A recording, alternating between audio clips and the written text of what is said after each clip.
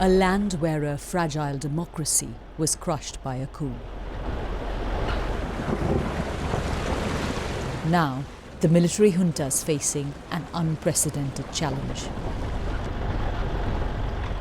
It no longer controls many parts of Myanmar. We're driving into the western Chin state to what the junta doesn't want seen.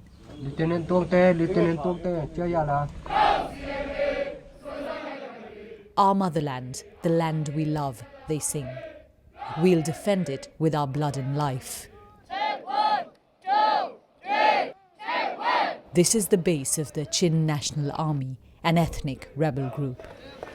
These are new recruits who've joined only about 1.5 months ago, and despite the strength that you see here, as far as power is concerned, the Myanmar military has far more might than this rebel group. But the Chin National Army has made advances in the past 6 to 7 months which are being seen as significant. And one of the reasons for that is that different rebel groups across Myanmar have aligned together to fight against the junta. We're told they're all over 18, but many looked younger. Masses of teenagers who've had a taste of democracy, choosing to abandon their dreams to join this uprising. 19-year-old Than Darlin had wanted to be a teacher. The first year after the coup wasn't too bad. But then the military began shelling our village. It destroyed our home. Troops entered our village, burnt houses and killed people. My uncle was cruelly shot dead. The military is accused of burning tens of thousands of homes in a bid to suppress the resistance. We saw nearly a dozen burnt out houses in Haimul village north of the base.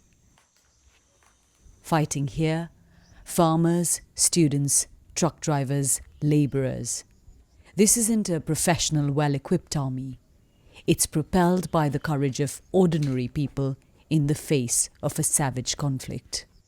How does your family feel about you being here and being on a front line?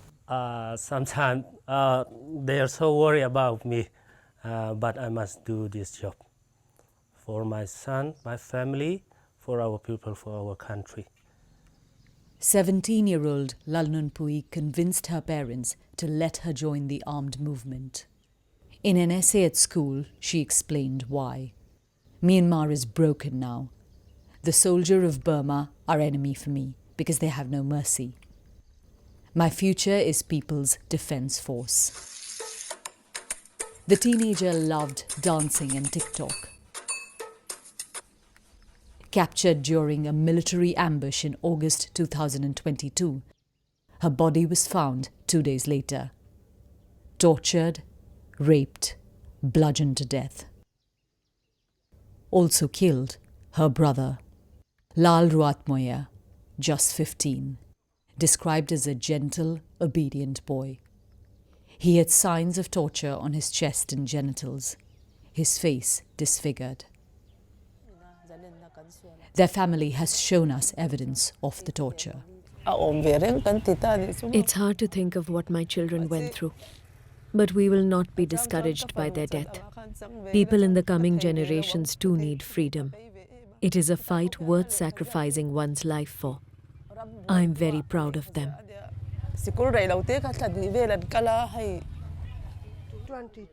Thousands who worked for the Burmese state have switched sides. Molly Khiang told us her son, Vanlal Pikthara, a policeman, chose to join the resistance. His wife was pregnant with their child when he was killed. My son was stabbed here and here.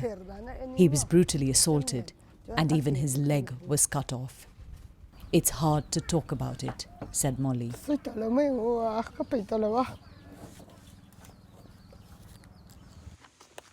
For all the lives that have been lost, a few miles away, we find a sign of what has been gained.